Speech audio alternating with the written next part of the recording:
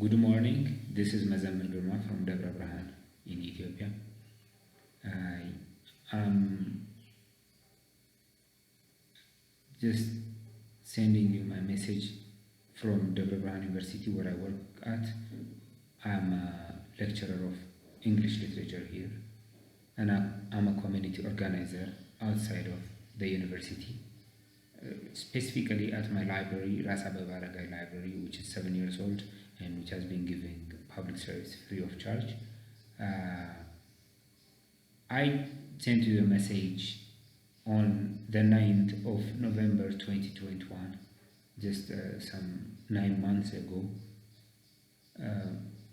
At that time there was the problem with the invasion of the TPLF, and they were attacking towards Addis Ababa, and CNN was claiming that they controlled Addis Ababa just using some Photoshop images.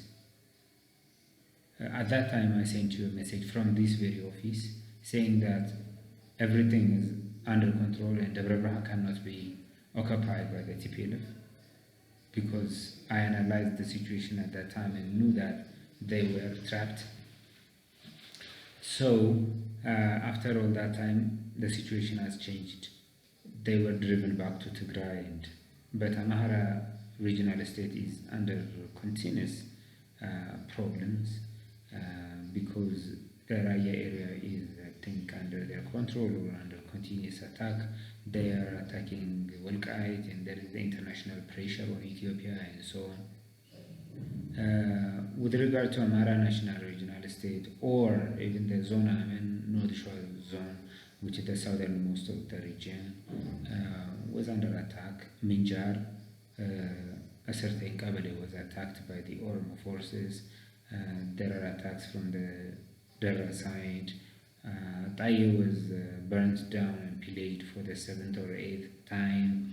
Shuarabit was attacked, and we have this continuous insecurity and problem. And so the main thing that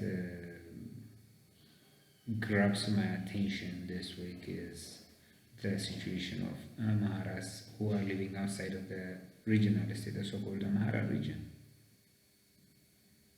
As you know, the country is divided along ethnic lines, and a bigger segment of the nation has been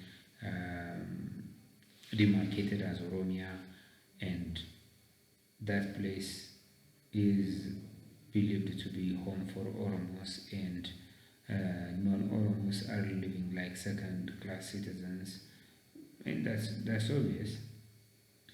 Not only that, just they are persecuted, targeted, killed. As of the last, I think, 30 years, from Badano, Arbagugu in the east end, to other areas as well. Recently in Welaga, as you heard 10 days ago from even international media, which were silent, now I think they're feeling guilty of what they did a few months ago, and they reported that there were attacks on Amhara civilians, children and women and the elderly in the Welaga region of Oromia. And the claim is that they attacked 200, 300 at the initial days, but there are reports that it could be even thousands or 1,000 or more, and these attacks could remain unabated, and they may attack more people, because these people are being kept defenseless. They are not armed, and they are regarded as second-class citizens, and we do not know who really attacked them, who the alignment of the armed forces is with.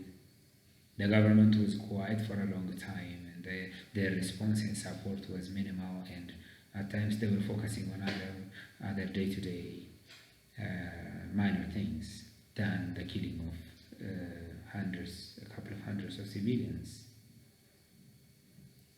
A day of national mourning was not declared. and it's like the nation is in deep matters. So my message is, a while ago I sent you a message in Amharic, and my message in short is just for the community to ask. Communities, Amhara communities, be it in Amhara region, Amhara proper, or in the country, or in the diaspora, we should ask. I know that you are asking, the diaspora is active, university students have been active, even if there is a stifling of their voices. The public, I think most of us are silent. But there is this sadness and the feeling of grief, and for more than 10 days now. It's not like the past times where you cry for 2 days and stop it. This thing, the Olaga thing, is, I think, is changing the direction of things. So diaspora is doing good. They're raising awareness among themselves first, and then among us who are still here and who seem to be unaware of the real situation of what is going on. When I see this, I see a similarity between the problem in Ethiopia and in other parts of Africa. At times it is like similar with what happened in Zimbabwe when the black Africans, when our fellow Africans were attacking the white settlers. Look, the same thing is happening in Oromia. Like Amharas are considered settlers. The narrative that has been going on for the last decades is just bearing fruit now. I know that people died even 3 decades ago, but things are escalating now. The magnitude is increasing. A certain doctor in Rwanda, a white doctor who was working with an angel at a certain hospital in that country, saw that children were killed, butchered, only because they were Tutsi. Said that I will not be treating at this hospital while I see children being killed only because they are ethnic Tutsis. The same thing is happening in Wallaka. Little children are being butchered and nobody is speaking out for them, be it from the government side or others.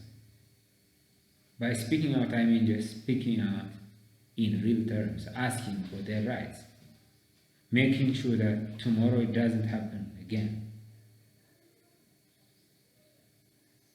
So, the killing of people only for their ethnic reasons, for their ethnic backgrounds, is madness. The root of all this is the constitution. The root of all this is the mindset of the politicians who think that Amharas are villains, every Amhara, while we are victims.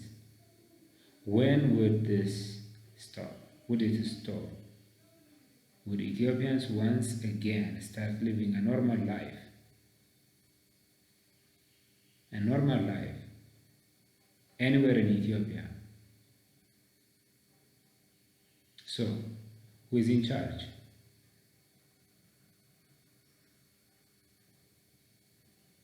I know that politicians from top to bottom have the capacity to stop this.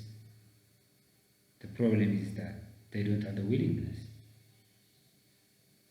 And let us speak out for them until every politician feels responsible and acts in support of the people who are dying this very moment.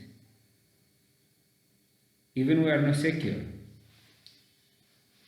You feel secure one day and the next day you are dying or persecuted or facing any type of danger. I think you got some of my points. And those of you who are speaking out for the public, thank you. This is Mazamir Birhan from Debre Birhan. I'll come up with another message.